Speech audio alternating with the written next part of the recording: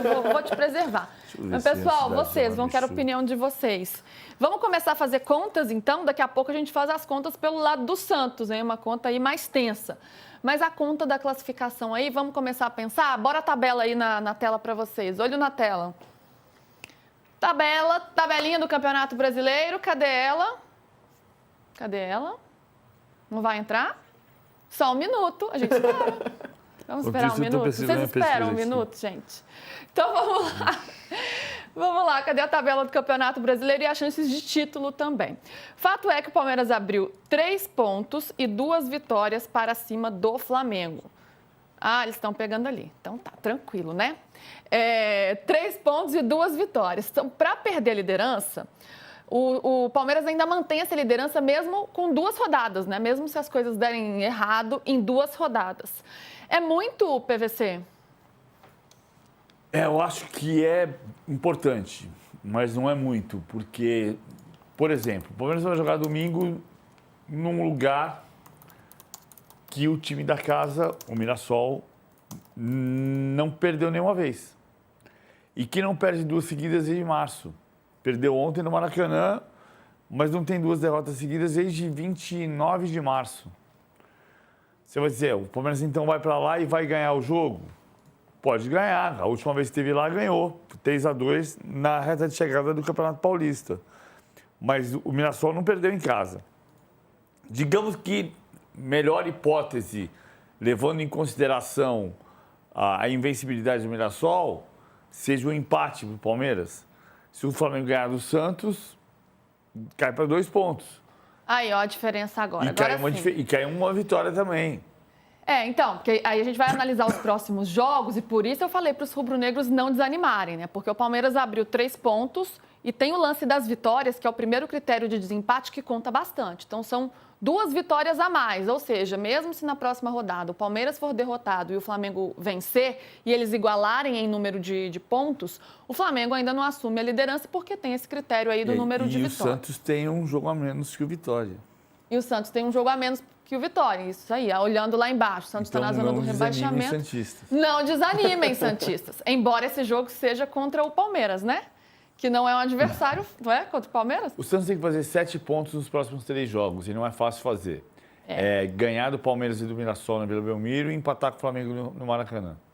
Ô, Latifi, essa vantagem é encarada como dentro do Palmeiras, hein? É uma vantagem que dentro do Palmeiras, do staff, da comissão técnica, diretoria, eles entendem, poxa, agora demos um passo importante para desgarrar do Flamengo ser campeão, ou não está tudo aberto ainda?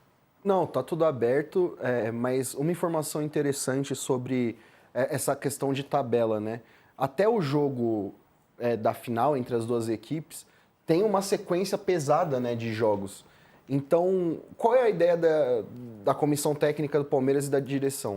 É conseguir chegar até a final com essas pequenas vitórias em cima do Flamengo, né? O Palmeiras vai enfrentar o Mirassol, depois o Santos, então vai ter os desfalques da data FIFA, só que você se manter na frente deixa um clima muito mais leve para essa decisão em Lima, né? Óbvio que é um jogo totalmente diferente, uma final de jogo único, mas a comissão técnica tem como essa estratégia de conseguir se manter em vantagem em relação ao Flamengo para chegar mais tranquilo na final da Libertadores. Sabe aquela história de construir peça em cima de peça? É o que o Palmeiras vai tentar fazer até essa sequência, até a final. E o Palmeiras, Lu, ele não está ainda no seu 100%. A comissão técnica entende que esse time tem um teto ainda para atingir, que ainda não chegou. Até no jogo de ontem na coletiva, o Abel Ferreira ele chega a dizer: o Palmeiras dominou o jogo, a vitória é justa, só que minha equipe ainda cedeu muitos espaços para o Santos e não entendeu alguns encaixes.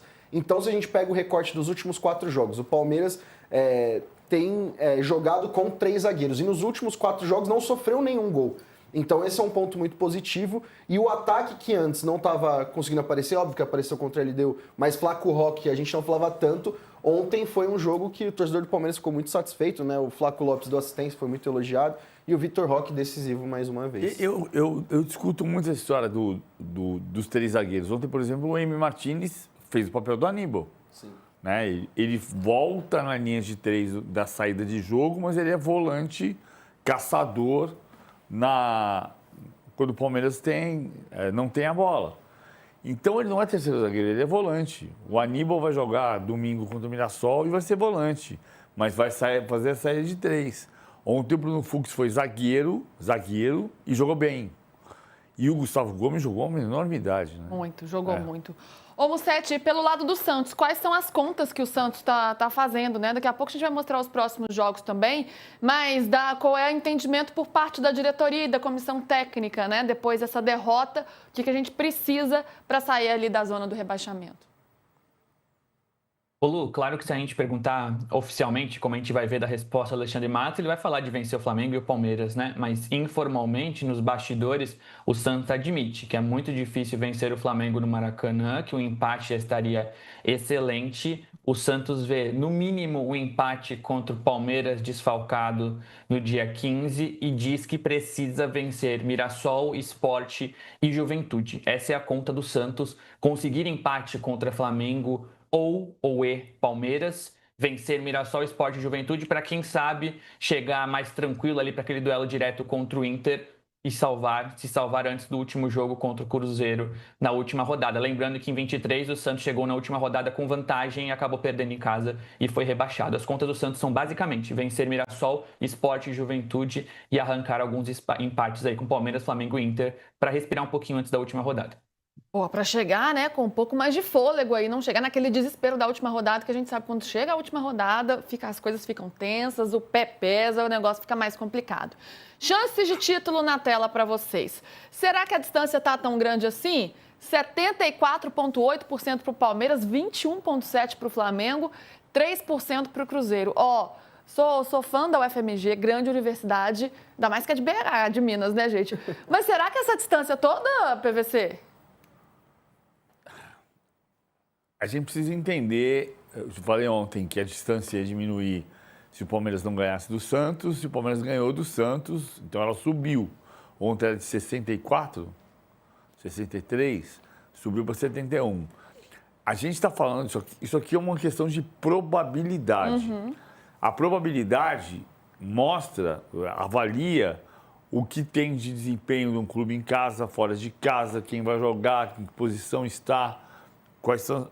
Por exemplo, não avalia uma coisa que a gente vai falar já, que é o que o Abel falou sobre os desfalques. Né? Você ter jogadores em seleções nacionais.